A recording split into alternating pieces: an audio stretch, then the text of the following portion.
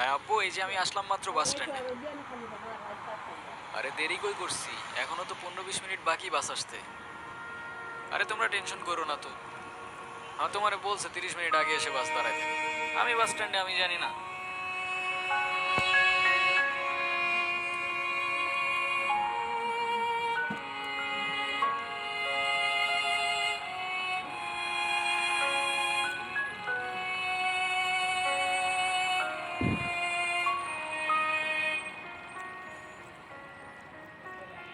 নীরব,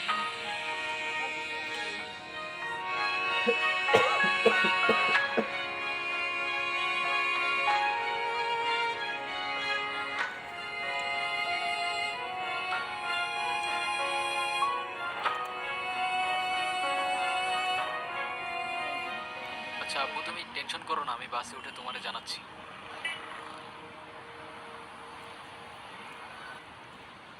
তুমি এইখানে কোথাও যাচ্ছ নাকি? কোথায় যাব? আমার তো যাবার কোনো জায়গা নেই। তোমার এই অবস্থা কেন? সবকিছু ঠিকঠাক আছে তো? আমার কিছুই ঠিক নাই নীরব।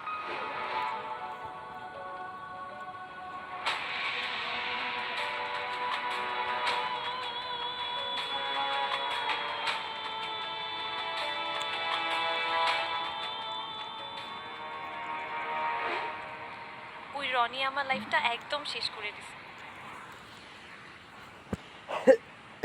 ও তো একটা অ্যাডিক্টেড ছিল। ও আমাকে ফিজিক্যালি, মেন্টালি সবভাবে টর্চার করতো। তুমি কাউকে কিছু বলো নাই কেন? বলার সুযোগই পাইনি। ও তো আমাকে একটা ভুয়া কেসে ফাঁসাই দিছিল। ওর জন্য আমি আমার লাইফ, আমার ফ্যামিলি সব কিছু হারাইছি।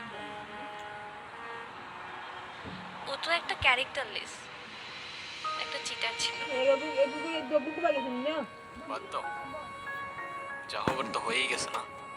ভালো থাকার চেষ্টা করো, জীবন অনেক সুন্দর। আমি তোমাকে ছাড়া কখনোই ভালো থাকতে পারবো না, এটা তখন আমি বুঝিনি। একটা ভুল মানুষকে অন্ধের মতো বিশ্বাস করছিলাম। কাউকে এত অন্ধের মতো বিশ্বাস করেও এভাবে চিট করে।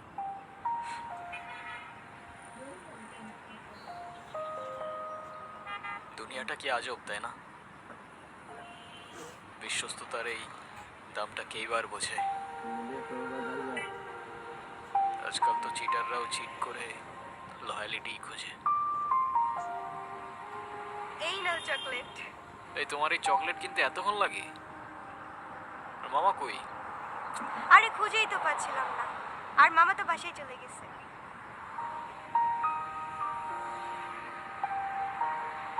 উনি কি? আরে হঠাৎ করেই ওর সাথে দেখা। তোমারে বলছিলাম না, ওই যে মাইশার কথা। ও ভালোই তো আছো মনে হচ্ছে। ভালো থাকবে না কেন? অবশ্যই ভালো আছে। এই চলো তো। এই ব্যথার শহরের অলিগলির নুড়ি পাথরগুলো যেন আমাদের কষ্টগুলোর এক একটা প্রতি